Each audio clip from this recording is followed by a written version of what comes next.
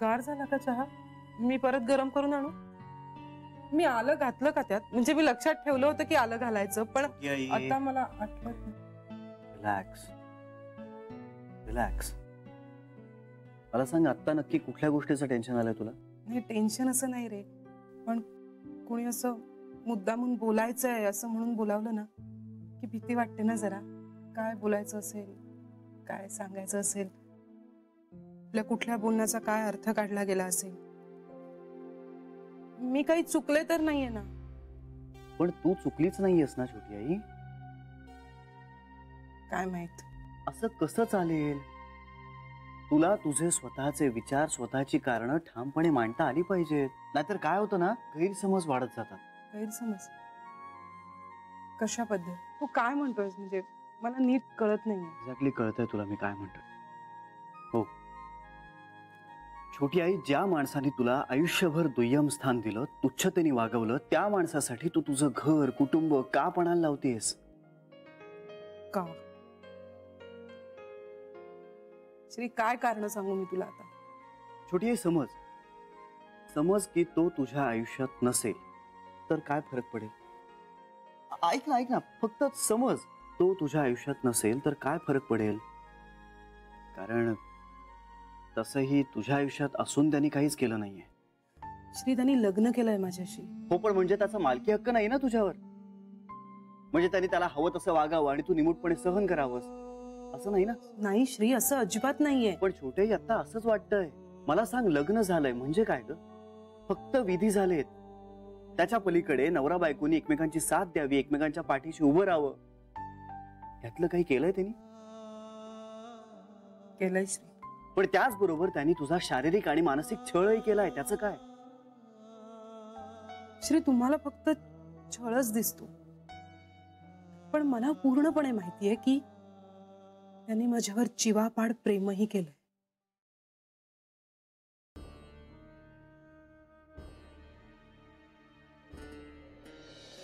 जीवापाड प्रेम म्हणजे नक्की काय केलं? जान्हवी, बायको आहे ती माझी. हे असं फोड करून कसं सांगता येईल?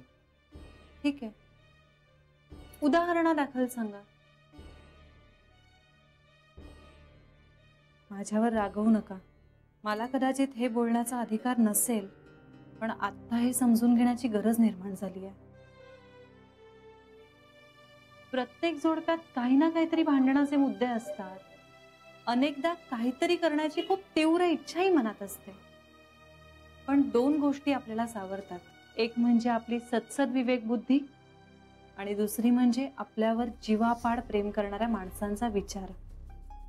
पण तुम्ही ज्या पद्धतीने छोट्यायांशी वागलायत त्यावरून कोण म्हणेल की तुम्ही त्यांच्यावर जीवापाड प्रेम केलं? कोणी म्हणाला कशाला हवं जान्हवी? मला माहिती आहे. पण निदान आत्ता तरी फक्त तुम्हाला माहिती असून उपयोग नाहीये काका. तुमच्या दोघांचा जर दोन भिंतीआडचा संसार असता तर कोण काय म्हणालं असतं. पण दुर्दैवाने तुम्हीच लोकांना ठरवण्याचा अधिकार दिलायत. तुमच्या वागण्याने छोट्या आईंच्या सहवासापेक्षा, रादर दुसऱ्या कुठल्याही गोष्टीपेक्षा तुम्हाला दारू पिणं जास्त आवडतं. असं जर कुणाला वाटलं तर त्यात दोष कुणाचा आहे? आणि छोट्या आईंची तरी यात काय चूक आहे सांगा? शरा म्हणाली तुला असं? नाही, त्या नाही म्हणाल्या. त्या नाही म्हणाल्या कारण त्यांनी तुमच्यावर जीवापाड प्रेम केलंय. पण त्यांच्या आयुष्याची झालेली परवड दिसतेय ना मला. फरफट झाली आहे त्यांची तुमच्या ह्या व्यसनामुळे. त्यांना आई अजी नाही, खूप दुःख देऊन बाहेर पडलात तुम्ही. आजही आईजी तुमच्याबद्दल बोलणं टाळतात कारण त्यांनी तुमच्यावर जीवापाड प्रेम केलंय आणि त्यांना तुमच्याबद्दल वाईट बोलायचं नसतं. आणि तुम्ही मात्र त्या दोघींची इच्छा म्हणून तुम्ही साधी दारू सोडू शकला नाही. आणि काय म्हणताय तुम्ही त्यांच्यावर जीवापाड प्रेम केलं?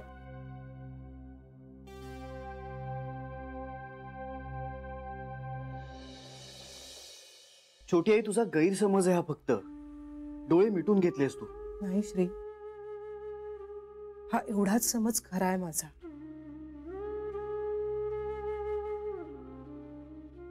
छोटे मला सांग, त्यानं तुझ्याशी लग्न केलं, तुला मारहाण केली, व्यसनाधीन झाल्यानंतर त्यांनी तुला आणि घरच्यांना प्रचंड त्रास दिला आणि नंतर घर सोडून जाताना स्वतःच्या आईच्या जीवावर तुला सोडून तो निघून गेला. छोटे मला सांग, या सगळ्यात प्रेम कुठे आहे? बापरे श्री, श्री या सगळ्या खूप मोठ्या मोठ्या गोष्टी आहेत. एवढ्या मोठ्या मोठ्या गोष्टींमध्ये प्रेम नसतं शोधायचं, ते खूप लहान लहान गोष्टींमध्ये सापडतं श्री. आणि हा एक प्रसंग जेव्हा त्यांनी माझ्यावर प्रेम केलं, हा अमुक तर दुसरा प्रसंग जेव्हा त्यांनी माझ्यावर प्रेम केलं, असं हाताच्या बोटावर मोजून आकडे नाही सांगू शकत मी तुला. आणि समज मी तसे तुला सांगितले तरी ते तुला पटणार नाही.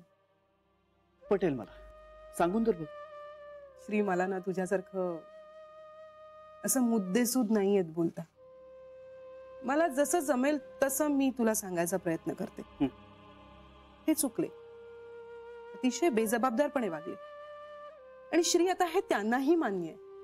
आपली चूक कबूल करणं ही स्वतःला सुधारण्याची पहिली पायरी असू शकत नाही. सांग ना श्री, हो की नाही?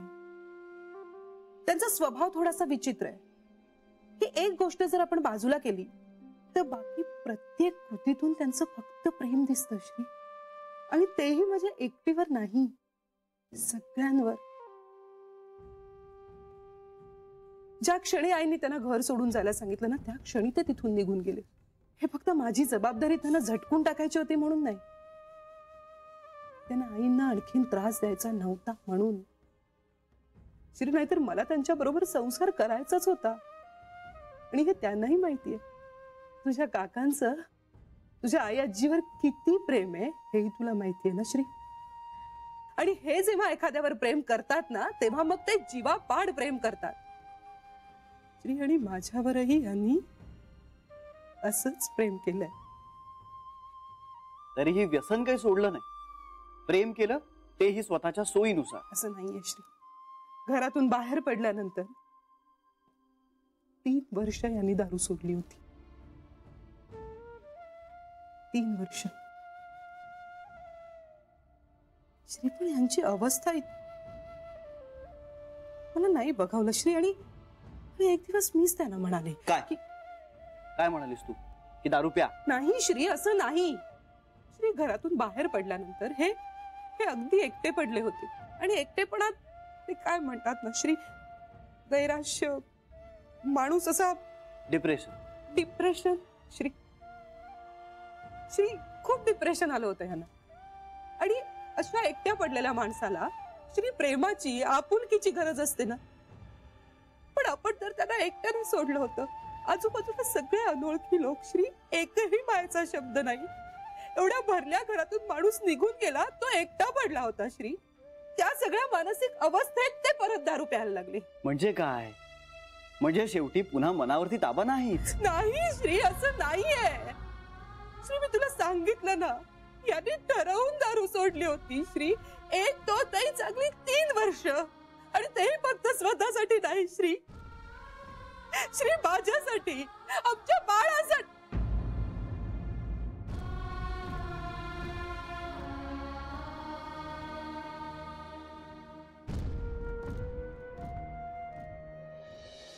जान्हवी, काही गोष्टी आपल्याकडे असतात किंवा पूर्णपणे नसतात.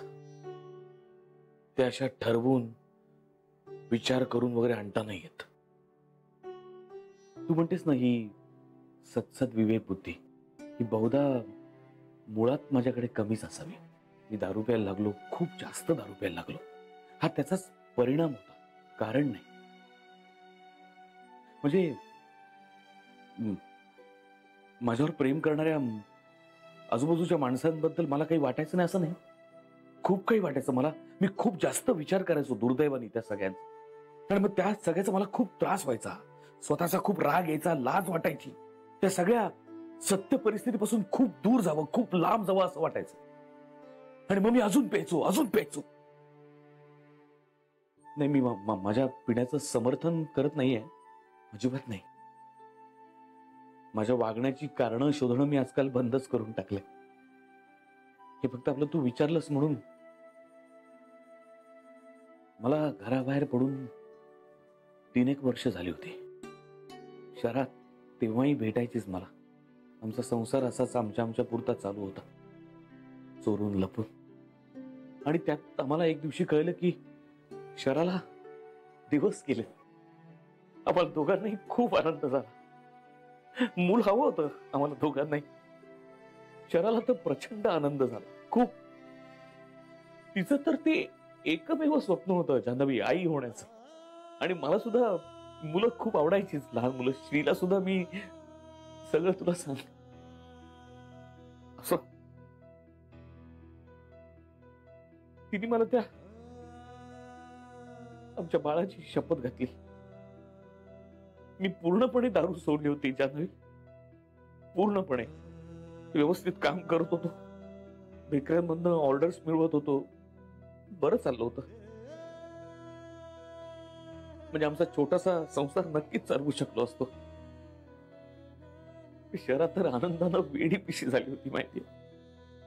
ती विसराळू वगैरे नव्हती, अजिबात नव्हती. सगळं लक्षात राहायचं तिच्या. पत्ते, फोन नंबर्स, सगळं एकदा सांगितलं की लगेच लक्षात राहायचं.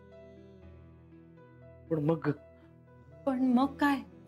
सगळंच बदललं. घडायला नको होतं ते घडलं आणि सगळं बदलून गेलं ग.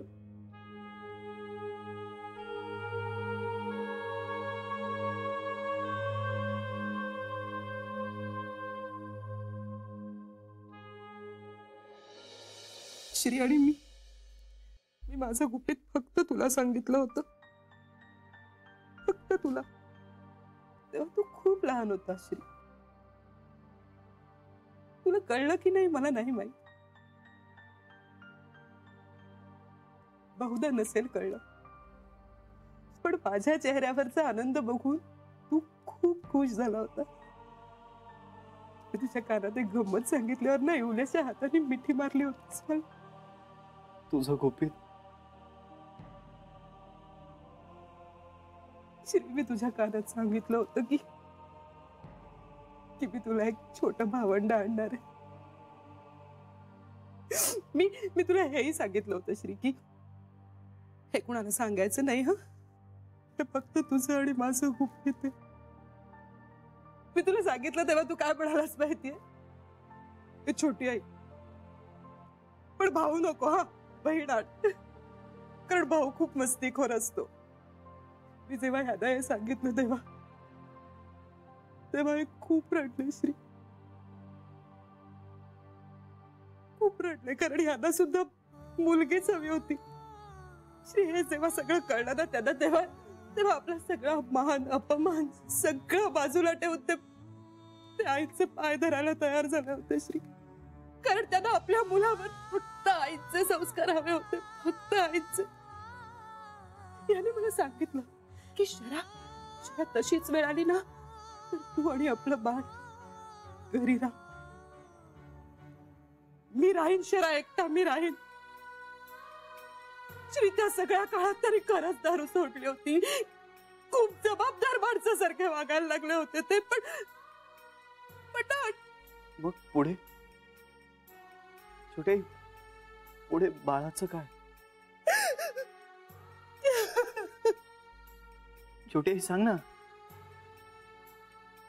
छोटी हे सांग ना, बाळाचं काय झालं?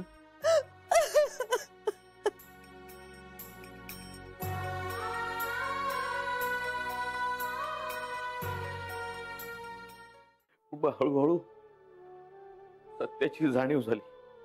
हे सगळं घरी सांगायचं तरी कसं? विचार कर जान्हवी, आज इतक्या वर्षांनंतर सुद्धा माझ्याबद्दलचं मत घरात तसंच आहे. मग तेव्हा तर काय असेल? टोकाचा विरोध, राग, तिरस्कार. तशात बेबी तिच्या नवऱ्याला सोडून आली होती. आईच्या डोक्याला रोज नवी नवी टेन्शन असायची. या सगळ्यामध्ये जर शराच्या प्रेग्नन्सी बद्दल घरात कळलं असतं तर? आमच्या दोघांमधलं नवरा बायकोचं नातं अजूनही कायम आहे हे सगळ्यांसमोर उघड झालं असतं तर? शरा कशी सामोरी गेली असते या सगळ्याला? तिला या सगळ्याचं खूप टेन्शन यायचं. मग मी ठरवलं सरळ जाऊन आईला भेटायचं आणि तिचेच पाय धरायचे. तिला म्हणायचं तुला मी नकोय ना, तुझा माझ्यावर राग आहे ना, मी आयुष्यात पुन्हा तुला कधीही तोंड टाकणार नाही, पण माझ्या बाळाला प्रेम दे प्लीज. माझ्या बाळाला तरी तुझ्यापासून असं दूर लोटू नकोस. त्याला आयुष्यभर तुझे संस्कार दे, तुझं प्रेम दे, तुझी माया दे. असं सगळं ठरवलं मी. आणि शराला हे जेव्हा कळलं ना, तेव्हा ती या कल्पनेनेच अर्धमेली झाली. आई आणि मी पुन्हा समोरासमोर येणार, या कल्पनेने तोलच गेला तिचा. एकदम एकदम धपकन कोसळली खाली. मला तिला घेऊन हॉस्पिटलमध्ये जायला लागलं. अति टेन्शनमुळे असेल, अति विचारामुळे असेल, पण आम्ही आमचं बाळ गमावलं. चॅनल ज्याच्यासाठी मी माणसात येत होतो, ज्याच्यामुळे मी माणसात येत होतो, ते आमचं बाळ.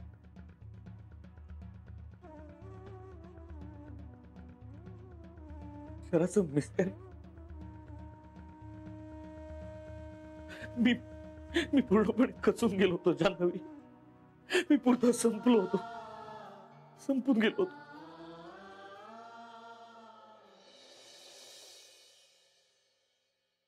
हे शांत हो. श्री मी त्या दिवशी दवाखान्यातून परत आले, पण डोळ्यातलं पाणी थांबत नव्हतं माझ्या. काही सुचत नव्हतं श्री, वेळ लागलो होतो मला. मी काही ऐकून घ्यायच्या मनस्थितीतच नव्हतं श्री, पण याने खूप सावरलं मला. याने खूप जपलंय रे मला श्री.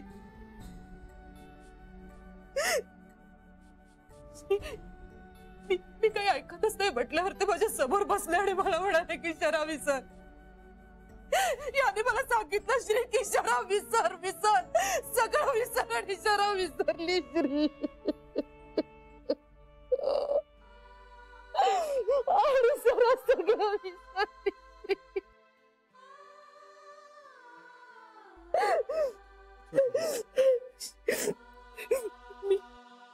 मी फक्त ह्याच्याकडे बघितलं तर हे स्वतःला सावरण्याचा इतका प्रयत्न करत होते. मी विचार केला की हे स्वतःला सावरतात, मग मी स्वतःला सावरायला नको का श्री? या सगळ्या गोष्टीतून आम्ही कधी पूर्णपणे बाहेर पडू असं नाही वाटत मला श्री. पण एकमेकांना सावरण्याचा प्रयत्न नक्कीच केला ना, अजून करतोय. राहून फक्त एवढंच वाटतं श्री की मी माझ्या बाळाला मारलं. छोटी आई असं नाही म्हणायचं. जेव्हा हे असे प्रसंग येतात आयुष्यात, तेव्हा वाटतं की देव त्याच सगळ्याची शिक्षा देतोय मला श्री. मी त्याला मारलं. नाही असं नाही म्हणायचं. असं नाही म्हणायचं.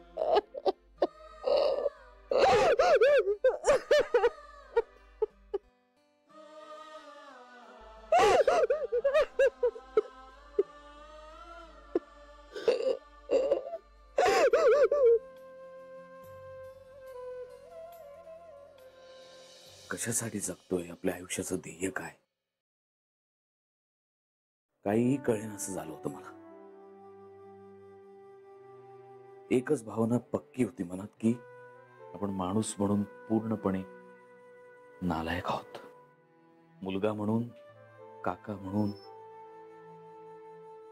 नवरा म्हणून, आणि आता अगदी बाप म्हणून सुद्धा. माझ्या बाळाला कळलं असणार बहुतेक आधीच, आपला बाप काही फार बरा माणूस नाहीये जन्माला येण्याआधीच. तू सांग जान्हवी, या अशा वेळी कसली आली सत्सद विवेक बुद्धी? कुठे आलाय आपल्या माणसांचा विचार करण्याची क्षमताच नाहीशी झाली होती.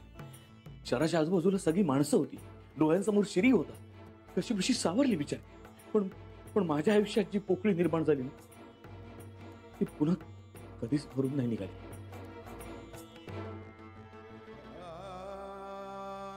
तासनतास दिवसेंदिवस असाच बसलेलो असायचो हड्याकडे बघत. काय करायचंय, कुठे जायचंय, कुठनं सुरुवात करायची, काही काही कळतच नव्हतं. काय एक दिवशी शरा आली आणि म्हणाली, "हो, तुमचं काय चाललंय? तुम्ही जरा माणसात या, जरा स्वतःच्या मनाप्रमाणे वागा, तुम्हाला हवं ते करा. तुम्हाला आवडते ना, मग त्या थोडीशी सवत म्हणते तिला आता बिचारी."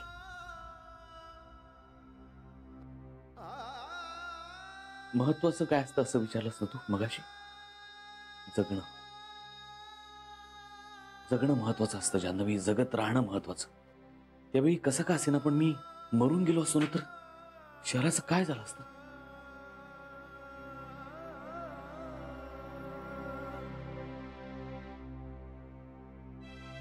मी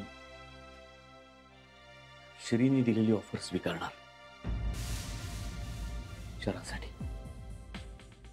मी नोकरी करणार, कमावणार शहरासाठी. मी बरा आहे, मी सावरलोय, सुधारतोय. या भावनेने खूप समाधान वाटेल तिला. हा, तिच्यापासून मी दूर जाईन पण तुम्ही सगळे आहात ना तिच्या बरोबर. मला तिची काही काळजी नाहीये. आणि मी या शहरातून बाहेर कुठेतरी दूर निघून गेलो तर त्या बिचारीची परवड थांबेल एकदाची.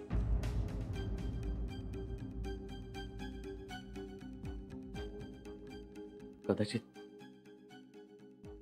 कायमची. Ta na na ta